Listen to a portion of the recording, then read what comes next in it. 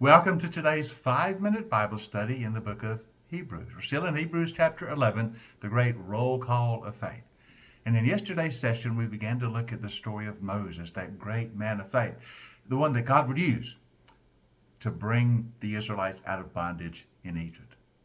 Now, in yesterday's session, we saw that Moses' story of faith actually began with his parents, who refused to obey the Pharaoh's edict to destroy all the male children. But they saved Moses. They hid him until he was 3 months old. And then, of course, you know the story well of how he was placed in the basket upon the Nile River, the ark. And he was found by Pharaoh's daughter who adopted him. But it was the parents of Moses, their faith and their obedience to God rather than obedience to the Pharaoh, that led to the deliverance of Moses as an infant. But now in verse 24 of chapter 11, the author of Hebrews begins to tell of Moses' faith when he had grown up. He says, by faith Moses, when he had grown up, refused to be known as the son of Pharaoh's daughter. He chose to be mistreated along with the people of God, rather than to enjoy the fleeting pleasures of sin. Now, of course, Moses was raised in the household of the Pharaoh, part of the royal family, as it were, the adopted son of Pharaoh's daughter. But when he reached adulthood, when he became a man, he chose, notice that, he chose to identify himself with the people of God rather than with the Egyptians. Oh, he had an easy life. He had all the prerogatives of royal power. As the author of Hebrews says, he had all the fleeting pleasures of sin offered him, but he chose to be identified with God's people, to obey God rather than the life of a son of Pharaoh. He chose to be known as a Hebrew. He identified with the people of God. And so must we. Oftentimes in this world, the choice is, will you walk the way of the world, or will you walk the way of a faithful believer in Jesus Christ?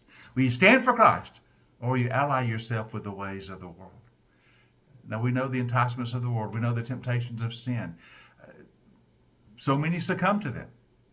But as people of faith, like Moses, we must make our choice to stand as the people of God, to stand by faith and loyalty in Him, even if that means being mistreated. Notice that Moses chose to be mistreated rather than to identify as a member of the royal household. He chose the way of persecution. Jesus said, if you're going to follow me, it's the way of the cross. You have to deny yourself, take up your cross, and follow me. Moses exhibited that even in the Old Testament. That's why the author goes on to say in verse 26, he, that is Moses, regarded disgrace for the sake of Christ as of greater value than the treasures of Egypt, because he was looking ahead to his reward. He chose disgrace for the sake of God, for the sake of Christ, as better than all the treasures of Egypt. Jesus said, don't lay up for yourself treasures on earth. They'll be lost. They'll rust. They'll be stolen. They'll be corrupted.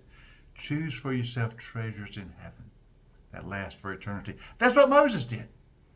He was looking ahead to his reward, that is, to heavenly treasure. So we see, as a young man, Moses made that choice of faith.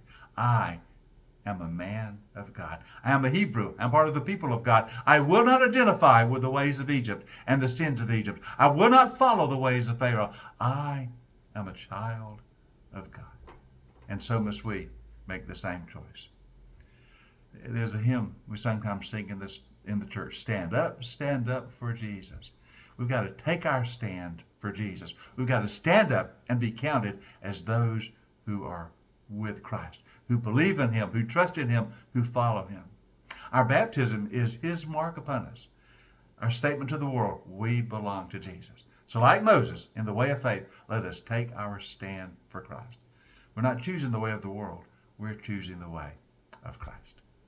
Hope you join us tomorrow as we continue our 5-minute Bible study in the book of Hebrews. We still have some more to talk about in the example of Moses. So join us for our next session in this Bible study in the book of Hebrews.